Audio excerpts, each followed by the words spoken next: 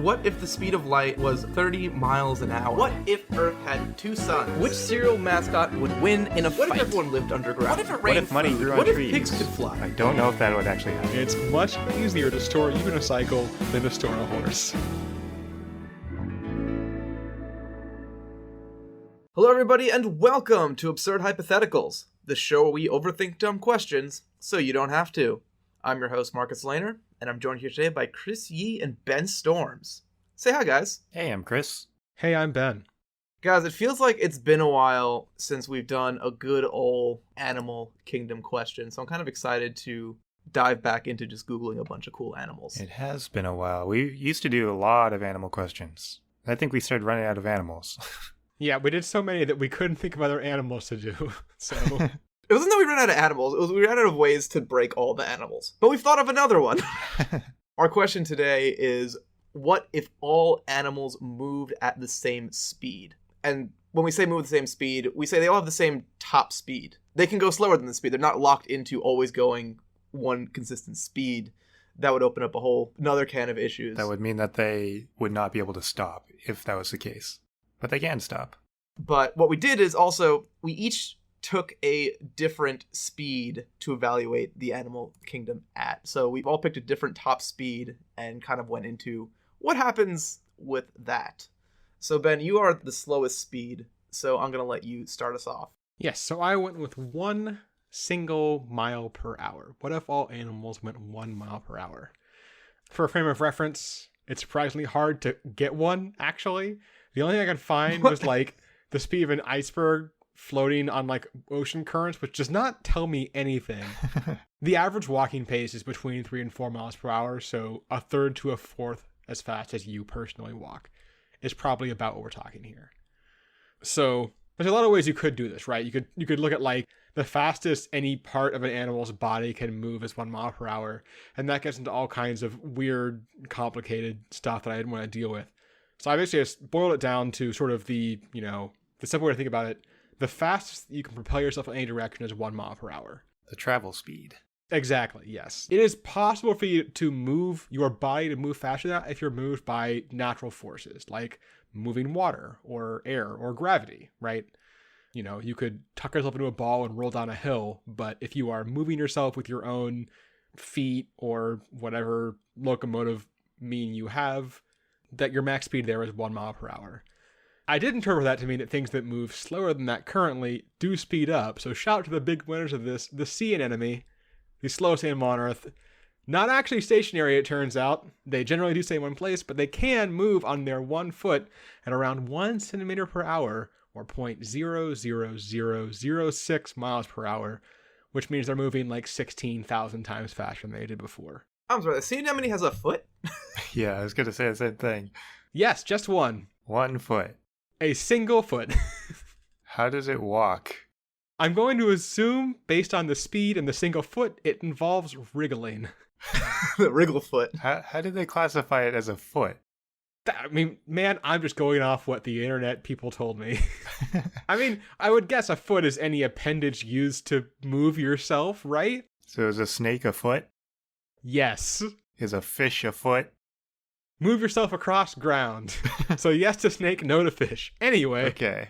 what I very quickly realized is that if everything's maxing out at 1 mile per hour, most animal interactions actually get very, very boring because everything's only moving at 1 mile per hour. You can't really have normal predators anymore, predator-prey interactions, because predators can't burst forward to catch something. And speaking of bursting, that leads to a very fun thing I realized, which is that there is now a fixed limit to how high anything can jump, because this propulsion includes going upwards. Fastest you can propel yourself up is 1 mile per hour, which is about half a meter per second. And as soon as you leave the ground, you start slowing down due to gravity at 9.8 meters per second squared. So if you do the math on that, your upward jump time is only about 45 milliseconds, which is just longer than a single frame in a movie. And if you, go through and take that time and your initial 1 mile per hour velocity, the highest that anything can jump is about 1 centimeter, which obviously is not great for a lot of things. Improvement for the sea anemone. I was going to say, does that mean that nothing can run? I was like, oh yeah, 1 mile per hour. 1 mile per hour. So, correct. And yeah, just normal, like hunting tactics don't work. And really the only way to be a land predator now is to be an ambush predator that drops from above. Because suddenly the fastest way to move is to fall. Technically, I tried to figure out if there was some way you could have like a carnivorous armadillo that like rolled down hills towards its prey. But if that happened, prey just wouldn't go towards hills, so that wouldn't be that great of an evolutionary move. Or the cartwheeling spider does that. That thing's cool. I did look into the cartwheeling spider, and that is very cool. There are some other animals that do like either make their body into a ring or sphere. So there's like, armadillos, the cartwheeling spider, pangolins. There's some salamander that like cartwheels, but there's not much because it's not a very effective way to move yourself, unsurprisingly.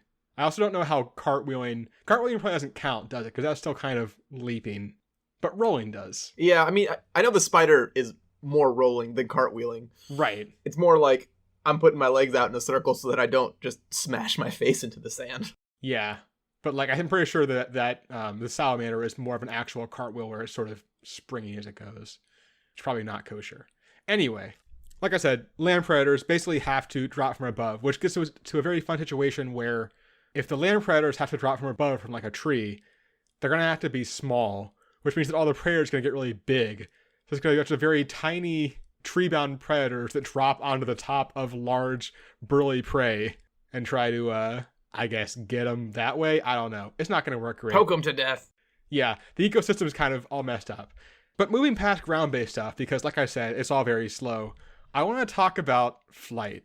Because flight became a very tricky proposition in this situation.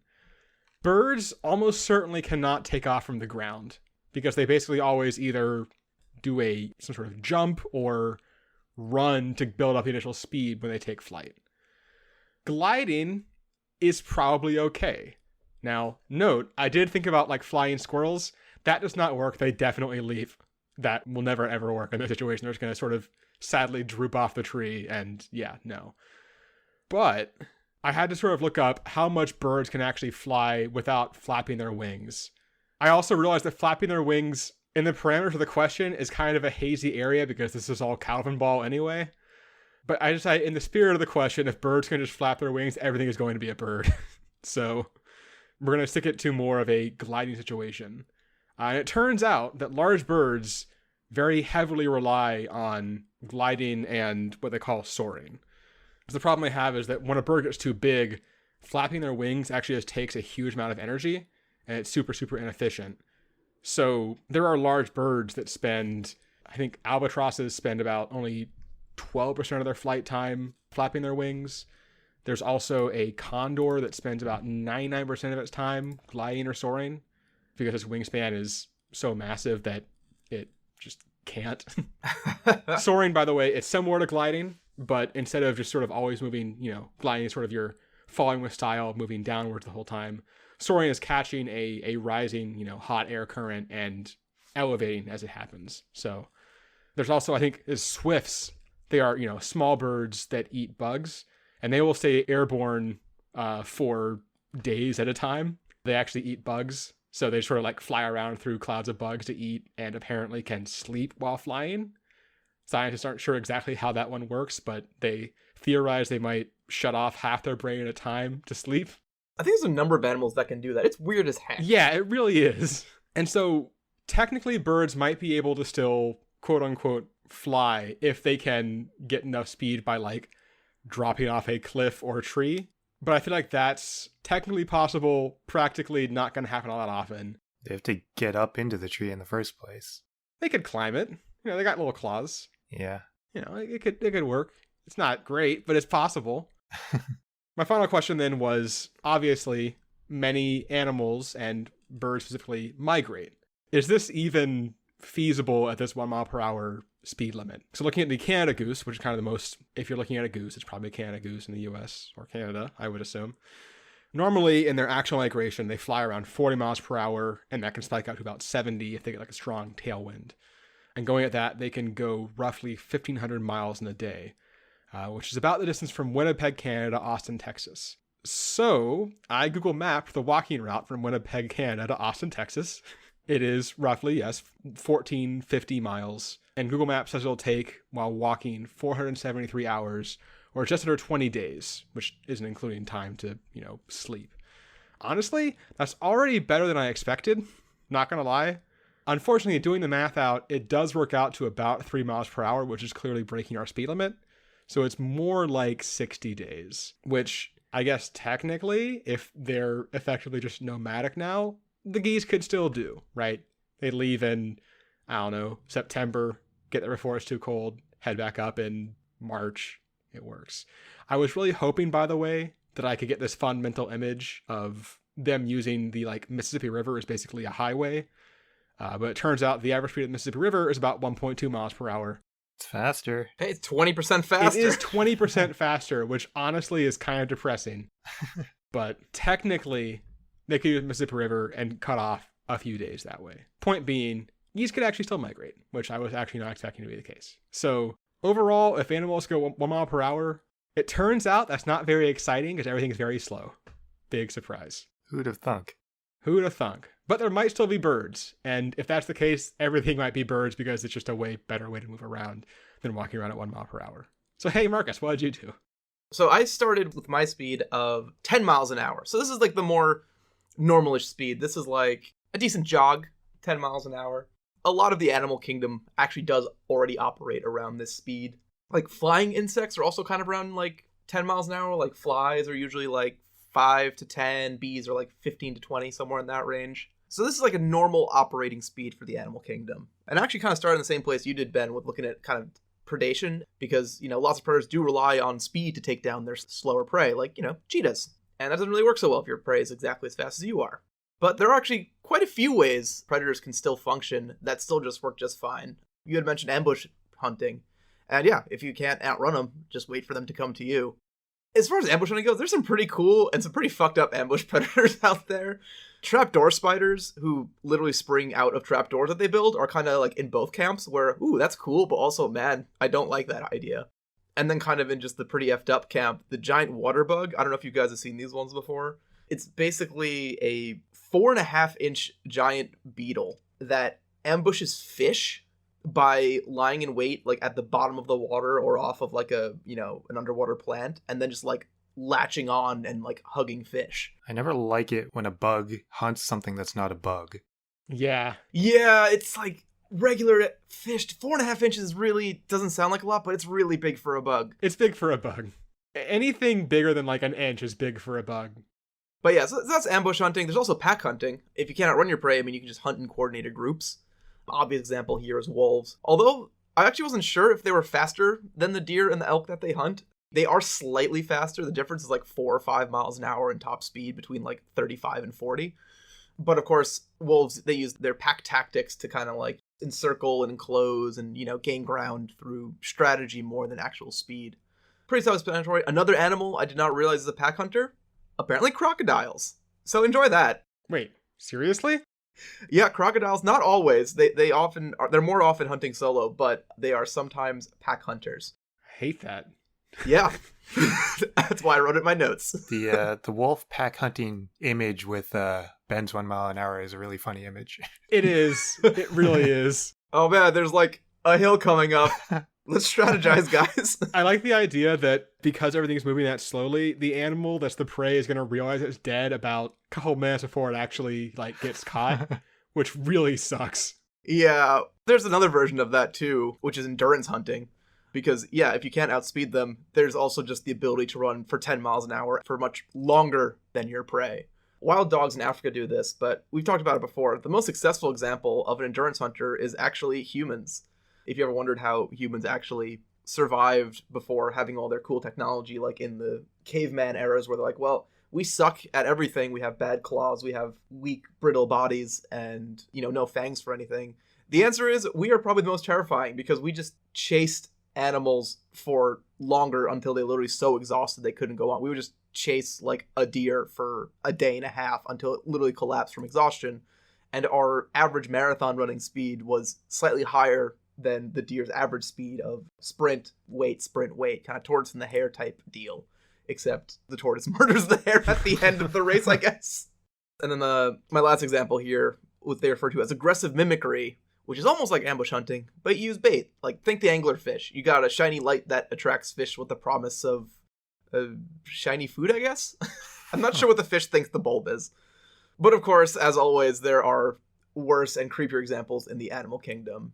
The margay, for example, which looks like a small cheetah, quite adorable, like kind of really Bengal tiger type vibes, is able to replicate the cries of a distressed baby Paitamaran monkey. So basically, it makes the noise of a crying baby monkey, and when the parent monkeys go to check on said baby, are promptly ambushed and murdered. So really, the animal kingdom is going to be generally fine. You know, I don't like giving the advantage to like these totally messed up predators. And I had considered like briefly inventing some new versions of predators, like a cheetah with an anglerfish light on its head. But man, I can't do better than just the effed up stuff that's already happening. Oh, a cheetah with an anglerfish head is pretty good. It is funny, especially when I imagine bobbing around while it, sprints across the plains. But instead, I'm going to pivot and revisit an old favorite technicality of mine. Because coral is technically an animal. Does it have a foot? No, it doesn't have a foot. But I'm ignoring that because it's an immobile animal. But I'm saying it's mobile now. So before I went down my coral rabbit hole, they tend to be kind of sensitive fellows with all, this constant dying off that they're doing recently. So really, what does a coral need to survive? It needs an ideal water temperature. This is where they're currently getting screwed over. Where they have like a range that they like to live in, and if it gets even a few degrees out of whack, they don't do super great, and they start dying off. They need clean water, which is just like, don't put it next to a factory. Exposure to the sun, water circulation. This article listed a healthy balance of salt water, and then was just like, this is why you don't see coral reefs like at a river mouth, and I'm like, oh, so just salt water. is what you mean by a healthy balance of salt water. And they need food, and their food is... They're not plants, they are animals, so they actually feed off of the algae and microorganisms that, like to live and grow in its nooks and crannies. They don't actually need anything from the rocks and whatnot that they grow on. So, like, this is actually one of the reasons that, like, the man-made reefs, if you call them that, like, they'll be able to help a coral reef grow by dumping, like, an old truck into the ocean. And it provides, like, the hard surfaces that the coral typically likes to live on.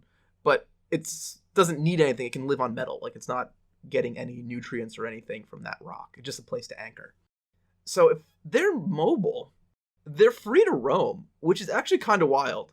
Because the main reason they stick to these rocks is to keep themselves near the coastline where you have the water circulation. The water's going to pass over them with waves and all that junk. And so that they stay close to the surface of the water, because the water kind of dies out pretty quickly as you go down. It's like not... I wish I had that number, but it's not many feet before like 75-80% of the sunlight is gonzo.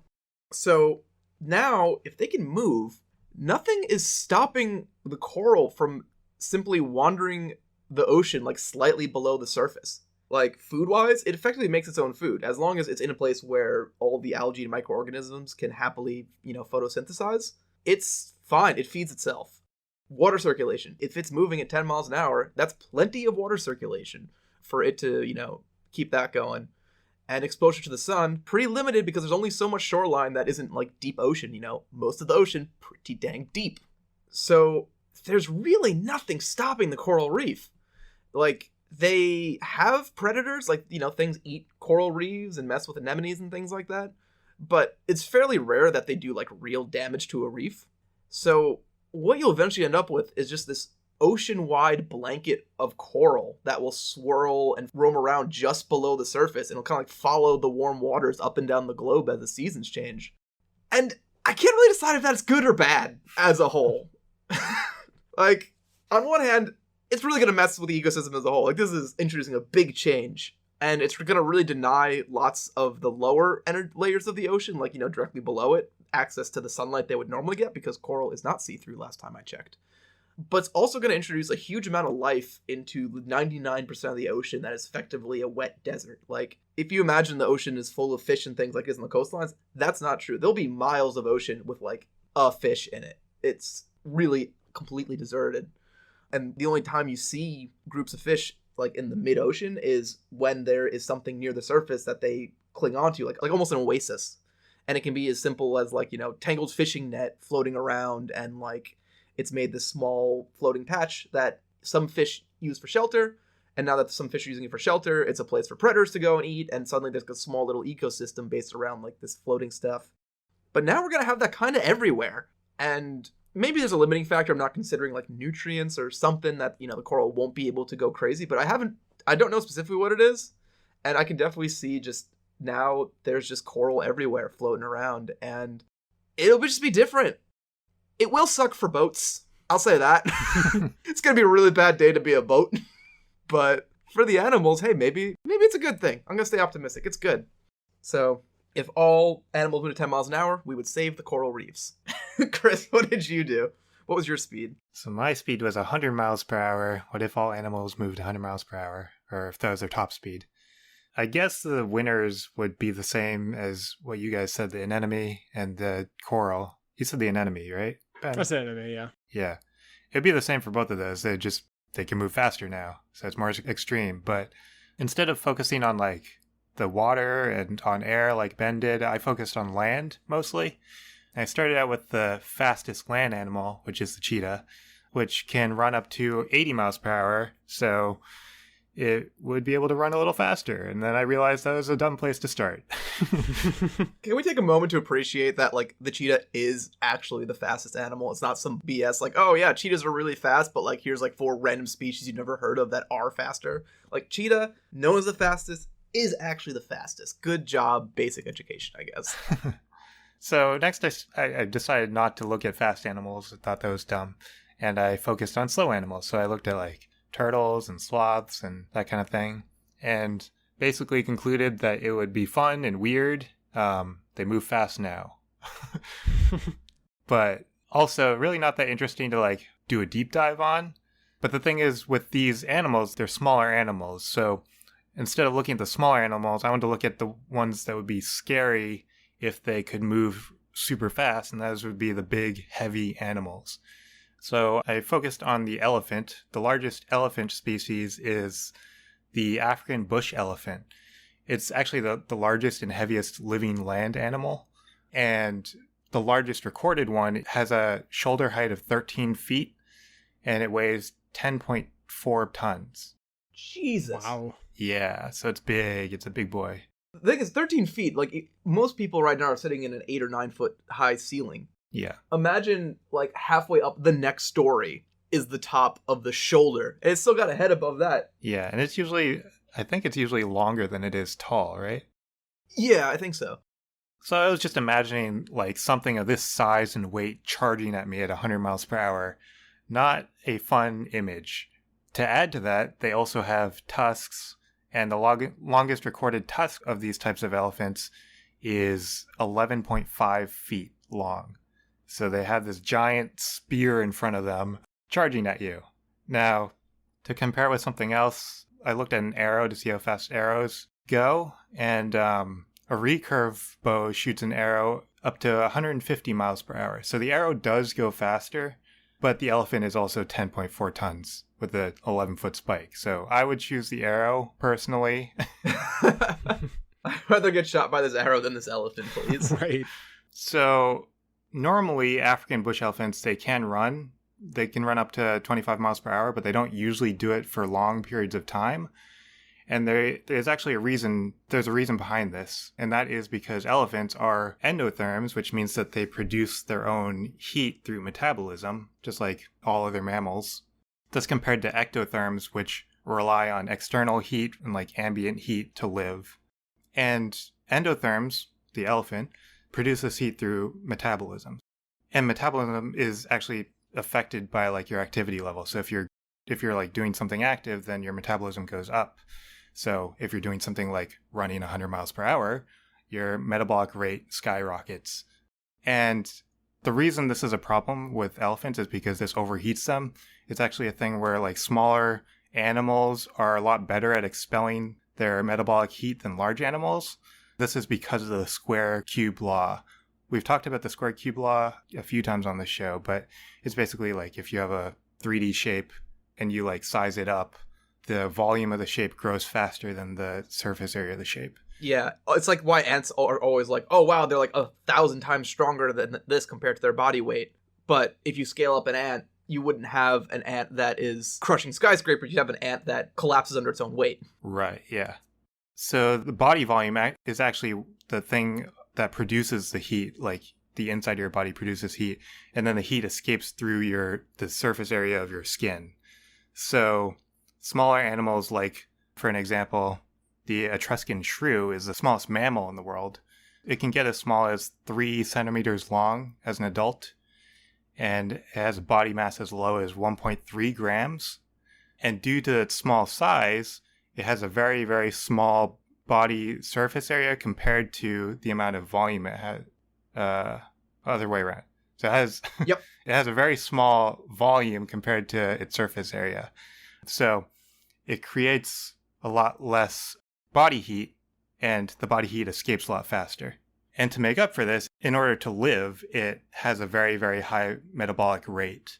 So its heart rate is actually super high. It's 25 beats per second, which is actually higher than a hummingbird's heart rate. That's insane. Yeah, I forget if this is true or not, but I think it is the highest heart rate of any animal. And in order to live, it has to eat 1.5 to 2 times its body mass every day. If it goes 4 hours without eating anything, then it starves to death. So if this Etruscan shrew ran 100 miles per hour, its metabolic rate would go up really high. It's already really high, but it would go up higher, and the shrew would basically just die of starvation pretty fast. So that is the Etruscan shrew. But what happens to the elephant? The elephant is obviously a lot bigger. So the elephant has a lot of volume, and compared to the volume, it doesn't have a lot of surface area to escape the heat. And to make up for this, instead of a high metabolic rate, it has a low metabolic rate. And there's some other ways that it releases its heat that it's evolves to do. So the reason it has its big ears is because it increases the surface area, and there's a lot of blood vessels in the ears, so when it flaps, it releases heat. It also uses water to cool down and stuff like that. But the main reason that it's able to prevent itself from overheating is the low metabolic rate. Now, if an elephant ran 100 miles per hour, like I said before, the activity level affects metabolism. How much would its metabolic rate actually increase from this running? So I found a study that looked at the relationship between metabolism and the speed of running in humans, not in elephants, but in humans. And they said that the traditional method of estimating this was assumed to be linear. And they found that it wasn't quite linear. It can be assumed linear if you're looking at like a very narrow range of speeds, but as you get faster, saying that it's linear is actually underestimating the amount that the metabolic rate increases. Oh. Yeah, so it's actually getting a lot more than, like, if you double your speed, you're getting more than double your metabolic rate. That's a good deal. Yeah. Well, not for our elephants. Gosh. So how much heat will this actually produce in our elephants? I found another study that studied activity level and metabolic heat storage in Asian elephants, not the African elephant. But I think the whole point of the study was to compare their temperatures during the day and at night when they're active to see if they can adapt their behavior to like avoid overheating. But they looked at 2 specific elephants and their core body temperatures during exercise. And they said that exercise was basically just them like walking around the sanctuary or wherever they were for like a certain amount of time. And they said their average walking speed was 2.2 miles per hour. And during this active exercise, they found that in the cooler months, so like around 55 degrees Fahrenheit, they would be producing 2 times as much heat as they are losing heat through their skin. And then in the warmer months, so like around 90 degrees Fahrenheit, they'd be producing more than 5 times the amount of heat than they're losing. So obviously from this, their temperature is going up if they're active and doing exercise. And they found that a normal elephant walking in the sun on a hot day for 4 hours could result in lethal core temperatures in the elephant. So if the elephant reaches a core temperature of 109 degrees Fahrenheit, then they would die. That's just from them walking. So, like I said, they can normally run up to 25 miles per hour. They usually only do it for short distances, like 100 to 150 feet. And it's probably to avoid overheating. But in the study, they actually did confirm that it has the same relationship between the speed and metabolism that I found in the study with humans. So it is more than linear, the relationship in elephants. It's not exactly the same, but it's similar. And it turns out that if an elephant runs 100 miles per hour for 30 seconds, it would die. Oh no! How hot does the elephant get? Well, it would reach the 109 degrees Fahrenheit. It's the lethal temperature. But if it managed to somehow survive past that, and it ran for 100 miles per hour for 5 minutes, then the water inside its body would reach boiling temperature and it would explode. Oh, shit. Oh, man. Yeah, and this would happen for more than just elephants. It would happen for other mammals as well, anything that produces its own heat. And the amount of time it would take to explode depends on its size, I guess. So there would be like a sweet spot for size. So if you're too small, then you just starve to death like the Etruscan shrew. If you're too big, you explode like the elephant. Probably the cheetah would be fine. Yeah, it's probably the cheetah who already does it.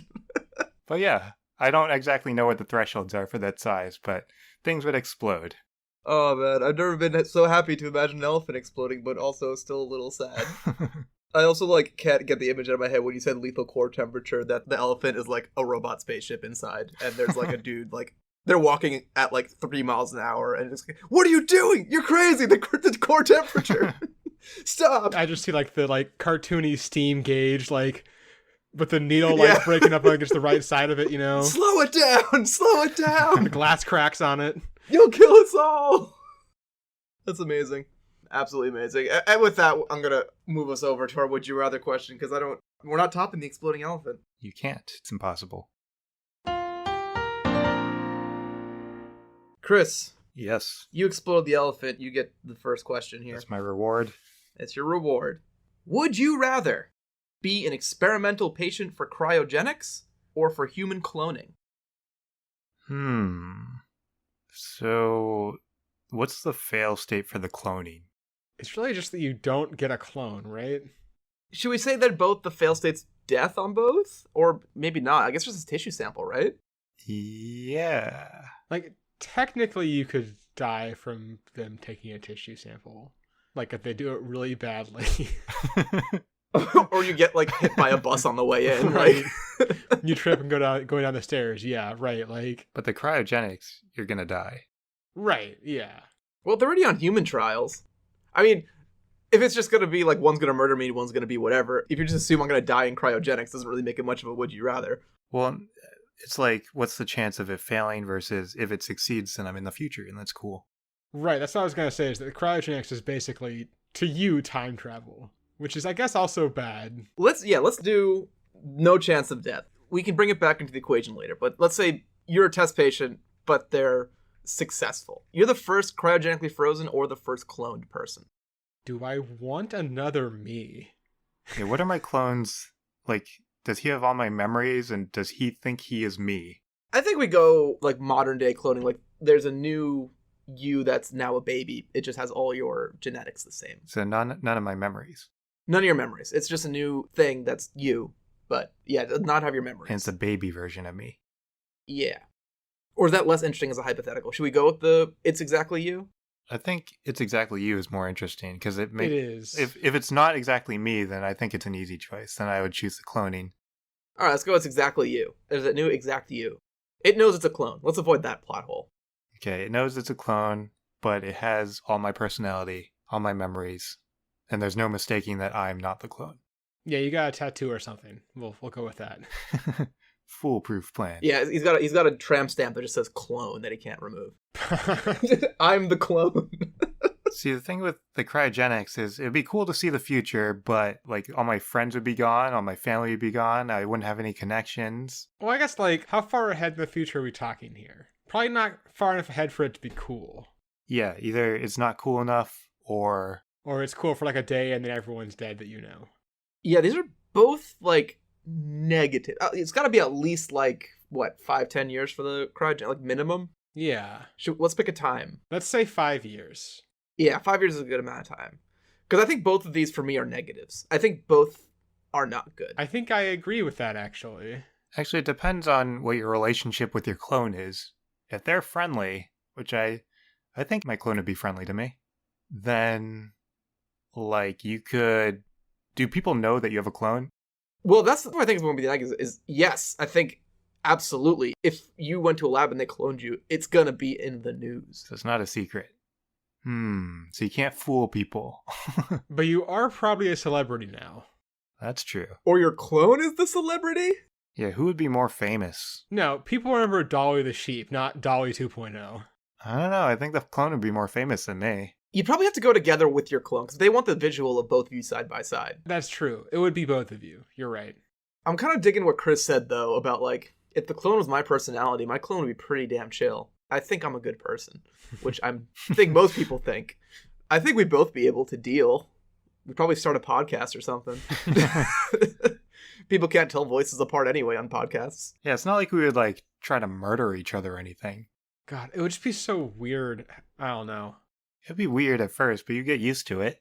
I feel like both are incredibly weird, and I don't know which is less weird. Because, like, obviously the downside with the cryogenics one is that everyone else in your life goes on for 5 years.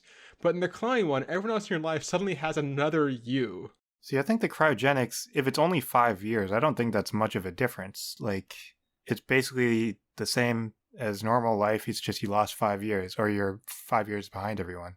That's a lot, though. There's a lot. That's not that much. Like, as an adult, it's not that much. If it happened when you were a kid, then all your friends would be older than you. It'd be weird. Well, someone in a serious relationship, 5 years, that's got to be weird to come back to. That doesn't work great there. I mean, the person isn't going to be drastically different, though. They'll have had 5 years of life without me, though.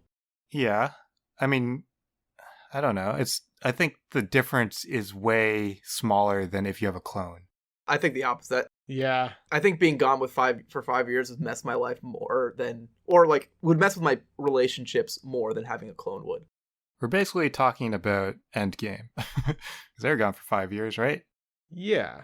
I don't know. I haven't seen it. All right. Marcus has seen no movies. I didn't know you haven't seen Endgame. Well, you know what I'm talking about. Yeah. No, I think my clone would be chill. The slight thing I'm worried about is, they cloned you. Are they going to stop at one? Right. I thought about that too. Probably not. You'll be the first one, and then, you'll be famous, and then they'll start doing it more, and you'll be less of a novelty. Oh, no. What Marcus means is there's going to be more than just the one clone of you, most likely. Oh, I don't think they're going to keep on cloning you. I think they're going to clone other people. Man, the 5-year cryogenesis for me is just too much. Like, there's just such downside. I honestly don't think it's that much of a downside, but whatever. Yeah. Well, like I said, for me personally, I think if I were to stop my life for 5 years and try to come back to it, I think it would be tough. So I'm going to go with the clone. My clone's going to be chill. All my clones are going to be chill. I'm in it to live it, baby. Ben? Oh, I am also going clone. I'm kind of in the same place as Marcus, where I just feel like, yes, 5 years isn't a long amount of time, like relative to your life, but thinking about how much my life has changed in 5 years, and the lives of people I know, that feels like a lot. I can deal with the clone thing. So I don't think that the 5 years is that big of a downside, but I also think that the clone isn't a downside. I actually think I would like having a clone. It's not like they have to live with you. Like, they can be their own person. It's just every once in a while you see your clone. It's just like you're a really, really good friend because you're the same personality. So I think that while cryogenics is not bad, clone is better. I'm going clone. We've all decided, but one last thing that I just thought about. How much will it ruin you emotionally if, 5 years down the line when the other Chris wakes up, even though he picked clone, what if your clone's just doing way better than you are in life? You start in the same spot, and 5 years later, your clone's just living it up, and you're doing other stuff, and you're like, oh man, I'm really jealous of my clone. And it's worse because they were in the exact same spot you were with all the same memories and skills. The only thing that's different is that they made different choices. That is pretty much inevitable. One of the clones is going to be jealous. Yeah, it's just going to be a psychological blow. That said, so is skipping 5 years of my life. So, still going with the clone. And there you have it. We're going to get ourselves some clones. So, listeners, it's important for you guys to also start getting yourself some clones so that we increase our viewership that way. And make sure that your clones go get jobs so that they can go get dollars, so that they can go give it to us through our Patreon, www.patreon.com/absurdhypotheticals. You can go there and support the show directly with your hard-earned clone dollars. If you are a clone, you are more than welcome. If you are not a clone, go get some, but also come yourself. There's just one tier. It's just $1 a month, and with that, you get access to all our bonus content that we produce each month for our Patreons exclusively. So, super cool. You want to hear more of us? That's where we are. That's where our clones live. We'll get $2 the clone. And keep cloning. Have your clone make a clone. And then your clone makes 2 clones. And then your clone makes 3 clones. And now you have a pyramid scheme, but it's all you. So it's all bonus and nobody gets hurt. Isn't that also what happened in that Fantasia thing with Mickey Mouse and the broomsticks in the water? I don't know. I haven't seen it. Of course not. That's a movie. Pretty sure he like chopped them in half with an axe. Yeah, that one got kind of dark a little bit, actually. Yeah, Fantasia's great. Just make sure that happens at the bottom of your clone pyramid, like on the, the 8th generation clones. Exactly. That way your top 7 tiers can still go to that Patreon. Or they can leave us reviews. Leaving reviews is a great way to help the show. It doesn't cost a dime, doesn't require clones, helps more people find the show if there are good reviews. And if you want to be involved directly, send us a question. Absurdhypotheticals@gmail is probably the best way to reach us. And you have a cool idea for hypothetical, let us know. Or if you just think we screwed something up, we are happy to take constructive criticism, especially if it's like aimed at Chris or Ben. We know the elephant would die first and not explode. Yeah, you are a scientist with a degree in biology. You're like, Chris, that's not how that works. Here you go. Anyway, feel free to join us next week where we try not to mess up the following question. What if it rained nonstop for a year?